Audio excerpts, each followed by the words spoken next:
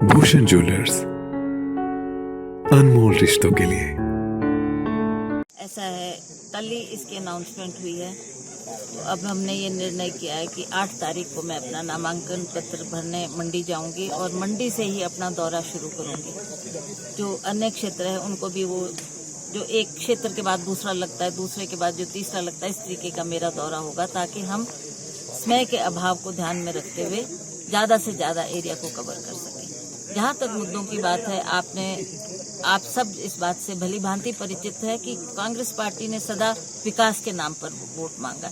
काम किया है, काम करेंगे, झूठे वायदे नहीं करेंगे, ये कांग्रेस का नारा रहा है। और हमने सदा जो काम कांग्रेस की सरकारों ने किया है उन्हीं को ध्यान में रखते हुए उन्हीं के आधार पर लोगों से वोट मांगे।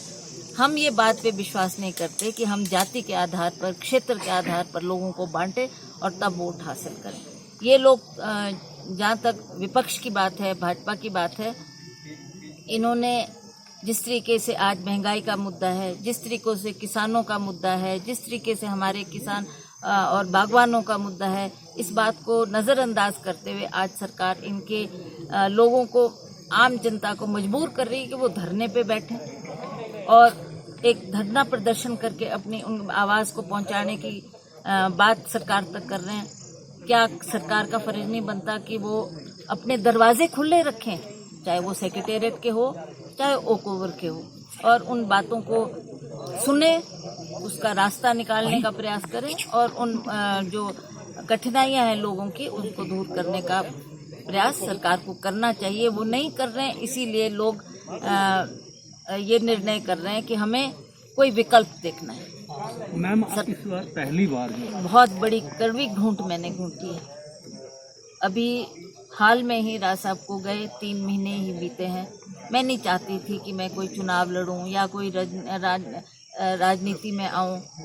उनके आशीर्वाद से उनका बेटा राजनीति में है, वो उसको विधायक बना कर गए हैं, वो ठीक काम कर रहा है। तो मेरे को नहीं लगता था कि मेरी कोई ज़रूरत है, पर लोगों को देखते हुए, लोगों की भावनाओं को देखते हुए, जिस तरीके से लोग उमड़ उमड़ के राज साहब को श्रद्धांजलि देने के लिए, चाहे वो रामपुर पहुंचे, चाहे उनके आवास पर औली जाए, सभी ने ये कहा कि ये तो अब आपको, ये एक ऐसी क्षति है जिसकी हम भरपाई नहीं कर सकते। अब आपको इस बात को ध्यान में रखते हुए आगे बढ़ना होगा और आगे बढ़ते हुए आपने हमारी भावनाओं की भी कदर करनी है। हम चाहते हैं कि राज साहब सदा हमारे साथ रहते थे, हमारी बात को सुनते थे, हमारी दुख तकलीफ को दूर करते थे।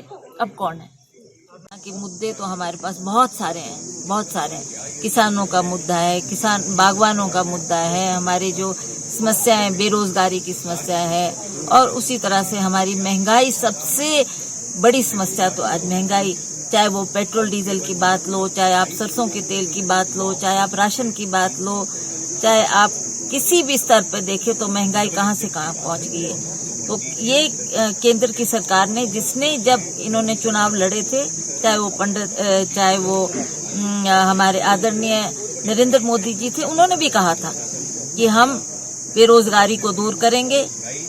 लाखों नहीं, करोड़ों की संख्या में उन्होंने आश्वासन हमारे नौजवानों को दिया था कि हम आपको रोजगार प्रदान करेंगे। ना आज वो रोजगार मिला और ना ही कोई महंगाई पर रोक लग पाई है। तो ये सबसे बड़े मुद्दे तो हमारे सामने ये एक मुद्दे हैं। आपने देखा कि किस तरीके से हमारे किसान सड़कों पर, कितना साल होने को आ रहा है उनको बैठे हुए, उनकी समस्या सुनने वाला कोई नहीं। अब भगवान तो नहीं उतरेगा जमीन पर, वो समस्याएं तो प्रधानमंत्री को सुननी चाहिए थी। आज वो कितनी समस्या में खड़े होकर, कितनी जटिल समस्याएं, चाहे वो उनके खाने पीने का इंतजाम है, चाहे उनको सोने का इंतजाम है, उन्होंने कहा कि बस हमने हमारी बात सुने। पर हमें अफसोस के साथ कहना पड़ता है, प्रधानमंत्री जी, आप एक बार भी उनकी समस्याओं को सुनने के लिए आपने नहीं कहा कि मैं किसानों की बात सुनना चाहता हूँ। आप एक खिलाड़ी के साथ, जो हमारे जैसे कोई गोल्ड मेडल जीत कर आया, कोई ब्रॉन्ज जीत कर आया, सिर्फ उनके साथ आप संवाद कर सकते, उनके साथ आप अपनी बातचीत कर, क्या आप किसानों की बात सुनने के लिए तैयार नहीं? ये एक बहुत शर्म की बात है कि इस तरीके का बिहेव उन्होंने हमारे किसानों और बागवानों के साथ किया। मैडम, आप सब जानते हैं कि राज साहब ने, माननीय वीरभद्र सिंह जी ने अपना जो शुरुआत की वो मंडी पार्लियामेंट्री हलके से की है। ये सीट उन्हीं की धरोहर रही है, वही बार बार लड़ते रहे। आखिरी में भी आपने देखा कि लास्ट टाइम भी पार्लियामेंट का इलेक्शन माननीय वीरभद्र सिंह जी ने ही लड़ा था जब वो केंद्र में जाके स्टील मंत्री बने। तो ये कोई मंडी का बड़ा भारी इशू नहीं है कि हमने कभी मंडी की में नहीं रहे या मंडी के लोगों को नहीं जानते या मंडी के लोगों से हम अवगत नहीं है। हमारी जो अब स्थिति है वो ठीक है। ये बात कि इस बार मुख्यमंत्री मंडी से है, हमें खुशी होती कि 4 साल में, अब तो 4 साल होने को आ गए हैं कि मुख्यमंत्री जी आपने अगर मंडी का भी क्षेत्र विकास किया होता, हिमाचल तो आप छोड़ो पर मंडी का भी आपने विकास कार्य किया होता है वहां पर, तो हमें खुशी होती कि आपने मंडी को ऊपर। उनको लगा कि नहीं, इससे बेटर फोरम क्या हो सकता है। आप पहले भी MP रही हैं, आपने पहले भी हमारी समस्याओं का समाधान किया, आप दोबारा राजनीति में आओ तो हमारे लिए भी आसानी होगी। हमारी समस्याओं का समाधान आप चाहे केंद्र सरकार से उठाओ, चाहे यहाँ की सरकार से, हम मिलजुल कर इन समस्याओं को दूर करने का हम लोग प्रयास करेंगे। उनकी भावनाओं को देखते हुए मुझे मजबूरन राजनीति में आकर आज हमारे जितने भी कांग्रेस के, चाहे वो प्रदेश के अध्यक्ष है, चाहे विपक्ष के नेता हैं,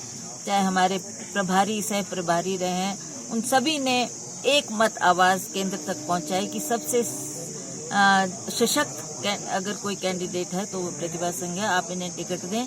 केंद्र ने हमारी बात सुनी। सोनिया गांधी जी का मैं आभार प्रकट करती हूँ कि उन्होंने मुझे टिकट दिया और दोबारा चुनाव में उतारा है। उसके लिए मैं कांग्रेस पार्टी का और केंद्र में हमारी सोनिया गांधी जी का आभार प्रकट करती हूँ। मैम, किन मुद्दों को लेके आप लोगों के बीच? हमारा मेडिकल कॉलेज है, IIT है, इतने बड़े बड़े काम केंद्र की सरकार ने UPA सरकार के द्वारा करके दिए।